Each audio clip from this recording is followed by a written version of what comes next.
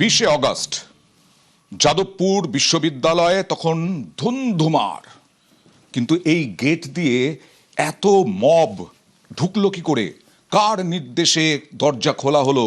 এই 4 নম্বর গেট তো বন্ধ থাকে রাত্রিবেলা, কার নির্দেশে খোলা হলো এই প্রশ্ন উঠছে। বুধবার মাঝরাত অশান্ত যাদবপুর ক্যাম্পাস। কার দাপাদাপি, কারা দাপাদাপি করতে এলো? এই যে দেখছেন একটা দল, সেই দল কারা? ভেতর থেকে গেট খোলার অভিযোগ, কার নির্দেশে, কে খুললো? যদি না খোলা হতো তাহলে তো যাদবপুর বিশ্ববিদ্যালয়ের ভেতরে এরকম দাপাদাপি, এরকম রণক্ষেত্রের ছবি দেখা যেত না। হ্যাঁ, এই ফুটেজ সাহায্য করতে পারে পুলিশকে যে কার নির্দেশে কে খুলেছে, অন্তত তাকে ধরেও যদি জিজ্ঞাসাবাদ করা যায়, যে পুলিশের তদন্তে উঠে আসবে কার নির্দেশে এটা খোলা হয়েছে। কারা দাপাদাপি করতে এসেছিল যাদবপুরে সেটাও পরিষ্কার হয়ে যাবে। দেখুন, বুদ্ধদেব সাউ, প্রাক্তন উপাচার্য, তিনি উপস্থিত ছিলেন, কিন্তু তিনি যে এই নির্দেশ দিয়েছিলেন তা বলা যায় না কখনোই। কিন্তু এ দেখুন, দুজন গেলেন, তারপরে ঢুকে গেল, গেট খোলা হলো, এই দাপাদাপি শুরু হয়ে গেল। সিসি ক্যামেরা ফুটেজ, সেই সিসি ক্যামেরা ফুটেজে ধরা পড়লো যে বাইরে থেকে গেট খোলা নয়, ভেতর থেকেই গেট খোলা হয়েছিল। বুদ্ধদেব সাউ উপস্থিত ছিলেন, কিন্তু তিনি যে খুলেছেন এ কথা বলা যাবে না, কারণ এখানে দেখা গেলেও তিনি যে নির্দেশ দিচ্ছেন তা কোনো অডিও নেই। দেখুন, এরপরেই শুরু হলো একেবারে রণক্ষেত্র অবস্থা। বিভিন্ন পোস্টার, ব্যানার ছেঁড়া, লাঠি দিয়ে মার বিভিন্ন জায়গায়, এই সমস্ত কিছু হলো, সংঘর্ষ হলো, ছাত্র সংঘর্ষে রণক্ষেত্র হলো যাদবপুর বিশ্ববিদ্যালয়। কিন্তু এই গেটটা খুললো কে? এই গেটটা খোলা হলো কার নির্দেশে? এটাই তো সব থেকে বড় প্রশ্ন। একটা বাইক গেল, বাইক গিয়ে বাঁদিকে ঢুকে গেল, তারপরেই গেট খুললো একজন। গেট খোলার পরেই এরকম সমুদ্রের ঢেউয়ের মতো ঢুকে পড়লো, স্রোত আছড়ে পড়লো, একেবারে প্রচুর মানুষ ঢুকে পড়লো। সরাসরি চলে যাব প্রতিনিধি প্রীতির কাছে। প্রীতি, এখনো পর্যন্ত জানা গেল কার নির্দেশে কে খুললেন ওই গেট?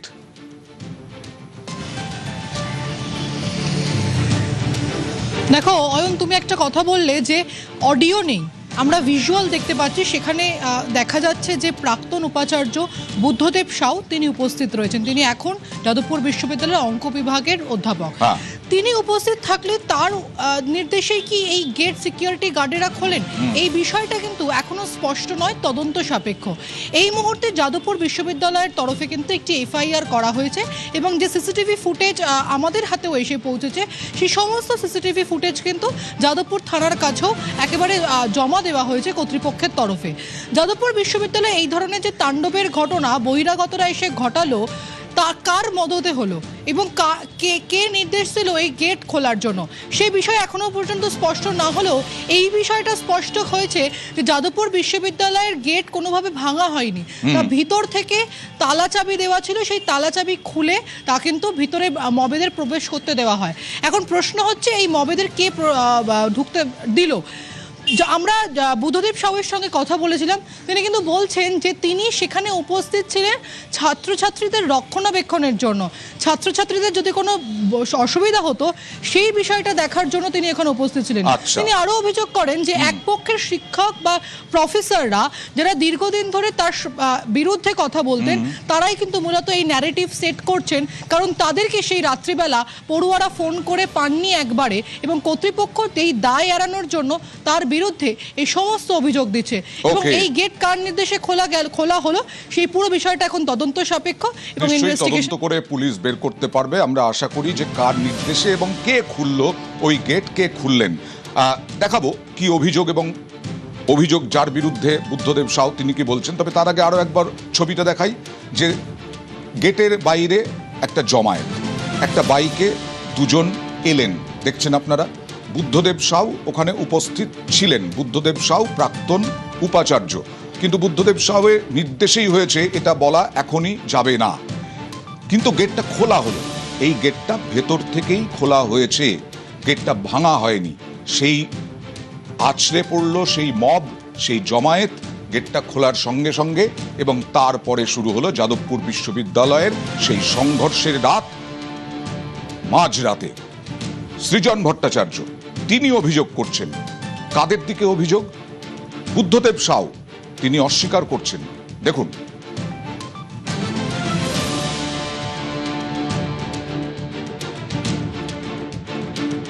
তিনি ওই দিন ওই গুন্ডারা যারা বাইরে থেকে ঢুকে ভাঙচুর করলো, পতাকা পোড়ালো, আগুন লাগালো, ছাত্রছাত্রীদের ঢিল ছুড়লো, তাদের প্রত্যেককে, সেই গুন্ডাদেরকে তিনি তাদের ঢোকার রাস্তা সুগম করে দিচ্ছেন এবং গার্ডদের মধ্যে থেকে নাকি কেউ কেউ সেই গেটের তালা খুলে দিয়েছে। তাহলে পুরোটাকেই তদন্তের আওতায় আনা উচিত যে তাহলে কি প্রশাসন, যাদবপুর অথরিটি, স্থানীয় থানা, এদের সবার জ্ঞাতসারে গোটাটা হয়েছিল।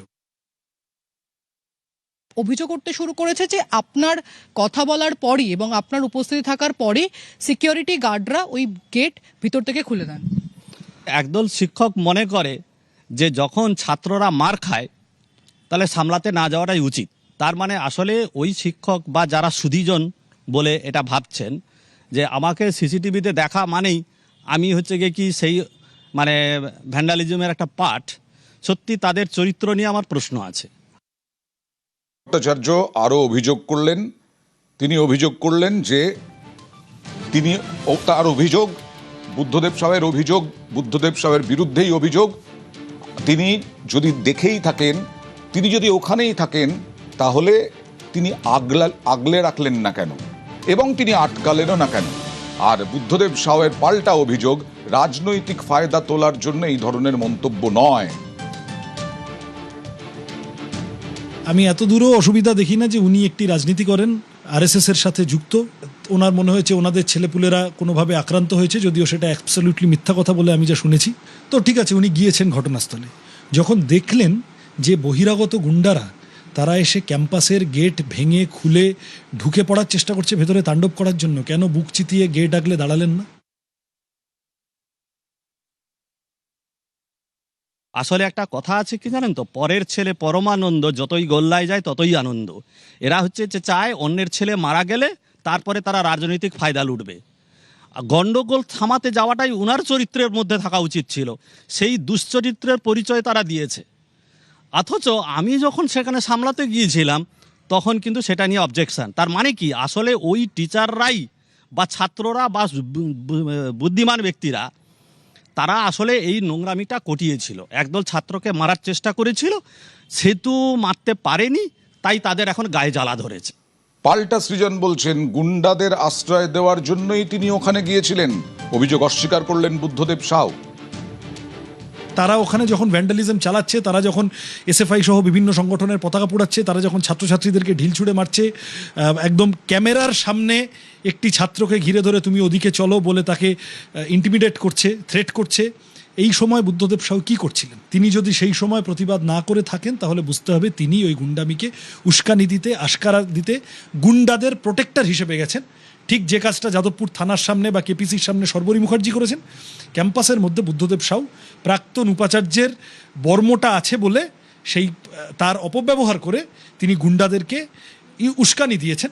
একেবারেই এটা কোনোভাবেই কাম্য নয়। বুদ্ধদেব সাউকেও শাস্তির আওতায় ফেলা উচিত। অভিযোগ আপনার বিরুদ্ধে হচ্ছে যে আপনি কোথাও গিয়ে প্রভোক করেছেন এই গেট খুলে দেওয়ার জন্য।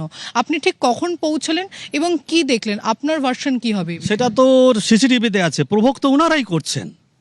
আসলে উনারা আমাকে ভয় পেয়েছেন। তার কারণ কি, আমি যখন ভিসি হয়েছিলাম তখন আমার বাড়ি পর্যন্ত উনারা খোঁজ করতে গেছেন। রেগুলার ভিসি কোথায় যাচ্ছে না যাচ্ছে খোঁজ রাখতো সিপিএমের একদল টিচার। তো তারা আজকের ভয় পেয়েছে যে আমার কোনো দুর্বলতা পায়নি বলে এই সমস্ত যে ঘটনাতে তাদের চরিত্র হওয়া উচিত ছিল যে ওই সময় ছাত্রগুলো মার খাচ্ছে। এ তো আশ্চর্য কথা। মানে তারা চাইছিল একটা ছেলে মারা যাক। ছি ছি ছি, এই শিক্ষকরা এখানে শিক্ষকতা করছে, এদের বিরুদ্ধে তদন্ত করে এক্ষুনি এদেরকে বের। সর্বরী মুখোপাধ্যায়, যিনি যাদবপুরের বিধায়ক, তিনি ছুটে গিয়েছিলেন যাদবপুর বিশ্ববিদ্যালয়ে, কিন্তু তিনি সেই রাতে অর্থাৎ 20শে অগস্ট সেই রাতে তিনি হুমকি দিয়েছিলেন, হুঁশিয়ারি দিয়েছিলেন সারা রাত তাণ্ডব চলবে। এবং তাই মোটামুটিভাবে বারবার অভিযোগ উঠেছে তিনি যদি একথা না বলতেন তাহলে হয়তো পরের দিন এরকমভাবে ঘটনা ঘটতো না। আর শনিবারে সুরবদল। অলিভ দাস, রেহমান মল্লিক, অনির্বাণ, সাগ্নিক সরকার, এই ছেলেগুলোকে আপনি ভালো চান তো যাদবপুর থানাতে 1 ঘন্টার মধ্যে হাজির করুন। আমি কিন্তু হুঁশিয়ারি দিলাম, যাদবপুরে এগুলো সহ্য করব না। সৃজন, আপনি যদি এই 4 জনকে 1 ঘন্টার মধ্যে যাদবপুর থানায় হাজির করতে পারেন ভালো, সারা রাত তাণ্ডব চালাবো আমি। কোথায় লুকিয়ে রাখবেন? আমি কলেজে ঢুকে অত্যাচার করব একবারের জন্যও বলিনি। আক্রান্ত ছেলেগুলো আমার সন্তান তুল্য। আমি মা হিসেবে ছুটে গেছিলাম এবং বলেছি, যারা আমাদের সন্তানদের আক্রান্ত করেছে, তাদেরকে যারা লুকিয়ে রাখতে সাহায্য করছে, তাদের আমরা খুঁজে বার করব। এর মধ্যে কোথায় অন্যায় আছে? 20 অগাস্টের ওই মন্তব্যের পরে তার বিরুদ্ধে অভিযোগ উঠেছিল যে যাদবপুরের বিধায়ক যাদবপুর বিশ্ববিদ্যালয়ে গেলেন কেন, কারণ ওইটা বিধায়কের আন্ডারে পড়ে না, বিধায়কের এলাকায় পড়ে না, তার বিধানসভা এলাকায় পড়ে না। তার বিরুদ্ধে এবার অভিযোগ দায়ের করল তৃণমূল, অর্থাৎ শর্বরী মুখোপাধ্যায় বিধায়ক, তার বিরুদ্ধে কি কি অভিযোগ দায়ের হলো কথা বলবো প্রতিনিধি সুদীপ্তর সঙ্গে। সুদীপ্ত, দেখো আনন্দ, যেটা জানা যাচ্ছে যে 19 তারিখ রাতে যে ঘটনা ঘটে যাদবপুর বিশ্ববিদ্যালয়ের ছাত্র সংগঠন এবং তাদের মধ্যে যে উত্তেজনা তৈরি হয়, সেই উত্তেজনার রেশ যখন বেশ কিছুটা গড়িয়ে যায় রাজ্য রাজনৈতিক মহলে, তখন দেখা যায় যে বিধায়ক শর্বরী মুখোপাধ্যায় তিনি বেশ কিছু মন্তব্য করেন। যে মন্তব্য উত্তেজনামূলক এমনটাই বক্তব্য হচ্ছে তৃণমূল মমতা বন্দ্যোপাধ্যায় তৃণমূল যারা রয়েছেন তাদের। এবং আজকে বসুন্ধরা গোস্বামী তারা যাদবপুর থানায় এলেন এবং যাদবপুর থানায় এসে এই উস্কানিমূলক মন্তব্যের জেরে সাইবার ক্রাইমে তিনি অভিযোগ জানালেন এবং আজকে এই অভিযোগপত্র জমা দেওয়া হলো। বেশ, কাদের পক্ষ থেকে, মোটামুটি কারা, মানে নাম জানা যাচ্ছে কাদের পক্ষ থেকে অভিযোগ দায়ের? দেখো, মূলত বসুন্ধরা গোস্বামী, যিনি মমতাপন্থী তৃণমূল, তারাই এই অভিযোগ করলেন শর্বরী মুখোপাধ্যায় অর্থাৎ যাদবপুরের বিধায়কের বিরুদ্ধে। ওকে, আমাদের যিনি এখানকার ইলেক্টেড এমএলএ আছেন শর্বরী মুখার্জি, উনি এমন কিছু প্রভোকেটিভ পাবলিক স্টেটমেন্ট করেছেন যেটা একেবারে অনুচিত, যেটা অনেক বেশি হিংসার জন্ম দিয়েছে। দ্বিতীয় কথা হচ্ছে, উনি ওইখানকার এমএলএও নন যে ইউনিভার্সিটি নিয়ে উনি কথা বলছেন, এবং ওনার নেতৃত্বে এখানে অনেক ধরনের ভায়োলেন্স হয়েছে। 3-4টে নাম ধরে বলছেন তাদেরকে বের করে দিতে হবে। উনি তো কোনো ইনভেস্টিগেশন করেননি। 3 জন মানুষকে উনি কি করে সিঙ্গেল আউট করলেন? সকলের সামনে বলছেন যে এদেরকে বার করে দিতে হবে, তাণ্ডব চলবে, হস্টেলে ঢোকা হবে যাদবপুর ইউনিভার্সিটির, সেখানে তাণ্ডব চলবে। এই যে কাণ্ডগুলি ওনারা করছেন সেটার বিরুদ্ধে আমরা কেস করছি। হ্যাঁ, আরএসএস এর দুগ্গা হওয়ার চেষ্টা করছেন, তাদেরকে খুশি করার চেষ্টা করছেন, যদি কোনো মন্ত্রিত্ব পদ টদ এসব কিছু পাওয়া যায়। বারবার যাদবপুর বিশ্ববিদ্যালয়ে অশান্তি উত্তেজনা। আমরা কি চাই? অশান্তি নিপাত যাক, যাদবপুর বদলে যাক।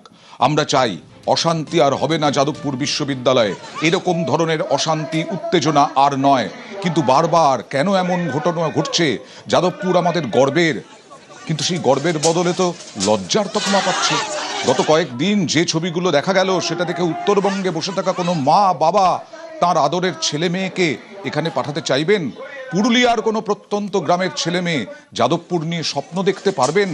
আমরা চাই গর্বের যাদবপুর গোটা বাংলার পড়ুয়াদের জন্য স্বপ্ন হয়ে উঠুক, যাদবপুর বাবা মায়েদের কাছে আস্থার আরেক নাম হয়ে উঠুক। বারবার কেন এরকম অশান্ত হবে? কেন অভিযোগ উঠবে? একচ্ছত্র আধিপত্যের অভিযোগ কেন উঠবে? ক্যাম্পাসে সব রং থাক, কিন্তু রংবাজি বাদ যাক। সব ক্যাম্পাসে হুজ্জুতি এবার হোক ইতি। নিউজ 18 বাংলা চায় তাই।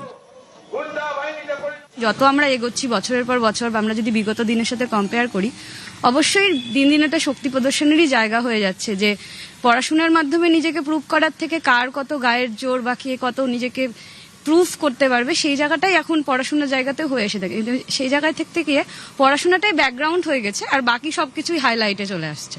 আমাদের অনেক কিছু ক্ষতি হয়ে যাচ্ছে, আমরা অনেক পিছিয়ে পড়ছি এইসব অশান্তি দৈনন্দিনতার জন্য। অ্যাকচুয়ালি বিশ্ববিদ্যালয় শুধু শক্তি প্রদর্শন না, বিশ্ববিদ্যালয় মানে হচ্ছে এখানে বিদ্যা বুদ্ধি সবকিছু যেমন চর্চা হয়, এখানে যুক্তি তর্ক এগুলো তো থাকবে, এগুলো তো প্রতিনিয়ত বিষয়। এই যুক্তি তর্ক এগুলোর মাধ্যমেই আমরা কিন্তু এগিয়ে যাই। আমরা চাই, আমি ব্যক্তিগত মনে করি যে এটা হচ্ছে একটা স্টুডেন্টদের ব্যাপার, এটা স্টুডেন্টরা নিজেদের মধ্যেই মীমাংসা করুক। দ্বিতীয়ত হচ্ছে এর মধ্যে কোনো রাজনৈতিক কোনো রোল থাকা উচিত না।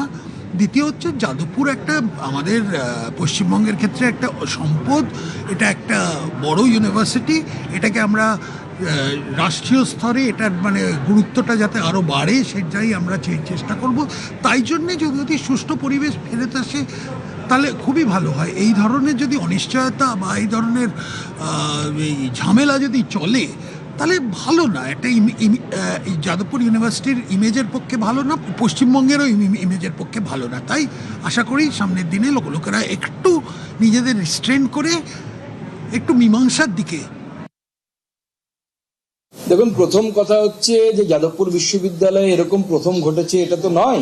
ভারতবর্ষের বিভিন্ন বিশ্ববিদ্যালয়ের মতো এই বিশ্ববিদ্যালয়ে ছাত্রদের দুটো সংগঠনের মধ্যে একটু ঝুট ঝামেলা হয়েছে। প্রথমত আমি বলবো বড়দের এর মধ্যে না পড়াই ভালো। ছাত্ররা এরকম অনেক কিছু করে, নতুন কিছু নয়। আমি পলিটিক্স সম্বন্ধে বক্তব্য রাখবো না এজ এ স্পিকার, কিন্তু সাধারণ মানুষ হিসেবে এইটুকু বলতে পারি, এই পরিবেশ কাম্য না। কোনো বাবা মাই চায় না তার সন্তান এরকম হোক। এই ঘটনাগুলো হওয়া উচিত না কোনো অবস্থায়। বিশ্ববিদ্যালয়ের পরিবেশ সুষ্ঠু পড়াশোনার জন্য হওয়া উচিত, এটাই কাম্য এবং এটাই হবে আগামী দিনে। মতপার্থক্য থাক, হাতাহাতি বাদ যাক, মতবিরোধ থাক, বিবাদ বাদ যাক, ক্যাম্পাসে তর্ক থাক, সংঘর্ষ বাদ যাক, অশান্তি নিপাত যাক, যাদবপুর বদলে যাক। শিক্ষাঙ্গনে দাপাদাপি কবে সারবে এই ব্যাধি? ক্যাম্পাসে সব রং থাক, রংবাজি বাদ যাক। ক্যাম্পাসে হুজ্জতি এবার হোক ইতি।